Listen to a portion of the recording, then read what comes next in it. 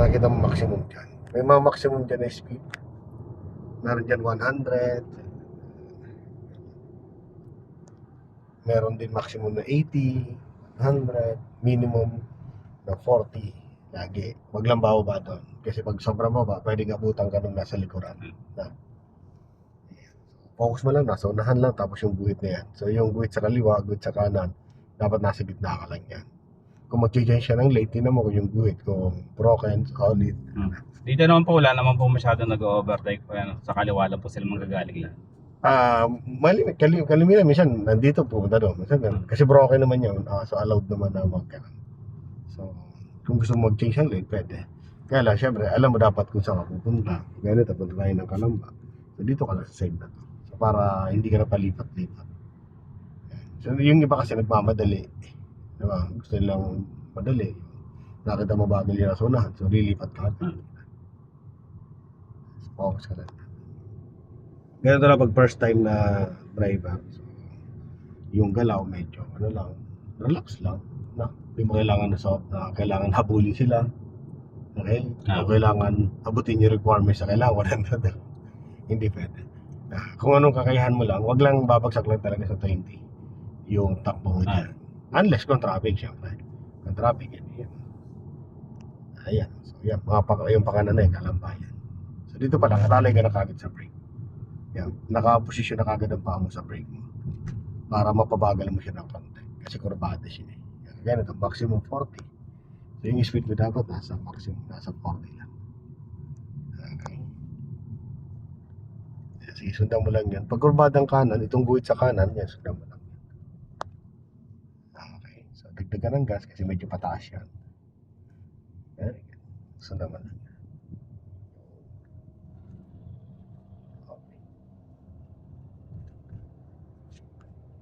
Ito po yung buwelo na sir, yung sa gilid lang pa. Yan, di ba sa kaliwa? Yan. Pag dyan sa kanan, Susana Heights yan. Yung kaliwa po tayo? Kaliwa tayo. Diretso ka lang yan sa kanan. Yung anong yan ha. Kaliwa na yan. Pero stay ka lang sa Stay lang po sa kanan mo na. Ayan. Diyan ka muna. May pambuelo naman yan. No? So ngayon, kung gusto mag-change ang lane, yung sasabi ko sa iyo, so una, sisignal ka muna. Then, silip sa mirror. No? Lampas niya na lang po siguro. Ngayon, posisyon ka muna dito sa lane. Yan. Tama lang yung lane. Tapos, basahin mo yung galaw na sakyan mo na dyan kung gaano sila kalayo. Yan po, nawala na po. Kasi na po ako speed niya. Okay, change ka ng lane. Basta pag naisip mo pa lang na mag-change ang lane, signal ka na kagad. No? Tapos, silip ng mirror. Yan, gaya niya na sa likod mo yan, malayo yan, ganyan distance, pwede ka mag-change ang lane ng isa kung gusto mo. Yan, ganyan. Yan, nabilis yung bias, kaya bilisan mo rin. Ayan, pwede kang abutan yan. Ayan. Okay, so okay na to. Position na. So, gusto po pa nag-change po ng lane, kailangan po accelerate. Yes, kasi pag di ka nag-accelerate, so abutan ka na sa likod. So, basta nakapumusisyon ka na, gano'n, accelerate agad. Pwede kang ganyan. Yan, dyan sa lane na yan. Yung kaliwa, yun ang overtaking lane. So pag medyo malayo pa yung distance mo na exit, so kahit dito sa dalawang to, pwede ka o dyan, o dito, pwede. Nasa kanan po. Ito, tinignan ko kasi yung pag-overtake mo kanina. Sige para po. safe yung ating baga di mo pumatansya siya. Kaya kinuha ko muna to. Sige po. Yan, focus ka muna dyan. So, relax. Ang ganda ng takbuhan lang. Sa expressway, hindi nakakatakot talaga. Basta tama lang yung position mo. Mas Basta safe na-handle pa nga mo. po ang expressway kaysa po sa Yung mga dikitan. Kaysa sa mga highway. Yes. Kasi diretsuhan lang yan. Basta, sikreto lang naman talaga dito. Position mo lang sa loob. Pag mag-change ka ng lane, syempre, tingnan muna yung kasi yung mga guhit, nagre-represent yan, sinasabi niya kung safe ang lugar na to sa pag-change ng lane, hindi ba siya safe. Yan, nakalagay naman, pag mga solid, hindi safe yan talaga. Pero pag mga broken, safe. So, yung sa lugar na yan, pwede magandang mag-overtake.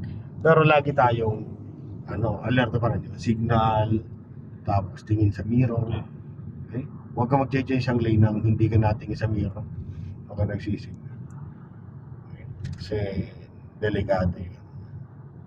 maraming driver kasing gano'n na bigla na lang liliko. Hindi natin yung sa mirror. So huwag mong gayahin yun kasi either ikaw ma-accidente o ikaw maka-accidente. Ganun lang yan. Yung mga gatong distance, sir, okay lang po ito sa expressway. Yes, yung ganyan, yung lagi kita mong gulong. Yan, lagi kita mong gulong nasa unahan na yan. Pag di mo nakikita ang gulong na nasa unahan mo, napakalapit mo sa kanya. Ah. So pag namreno yan, salpak Tama. na sa'yo. Pero pag kita mo pa, ano ba yan? Tingnan mo lang siya, tapos nung nasa kanan mo, kung pupunta dito. Yan, kung pupunta dito. So pag hindi na ako pupunta, tuloy lang. Sulyap lang, laging sulyap. Yan, tingnan mo lang Innova kung papasok. Yan, pag hindi, diretso ka lang. Ganun lang. Walang problema. Basta nasa highway ka, lagi yung position talaga sa lagi yung position talaga sa loob ng lane. Kaya pag nasagasama mo yung guhit na yan, sisigop na kayo. Hmm. Sige.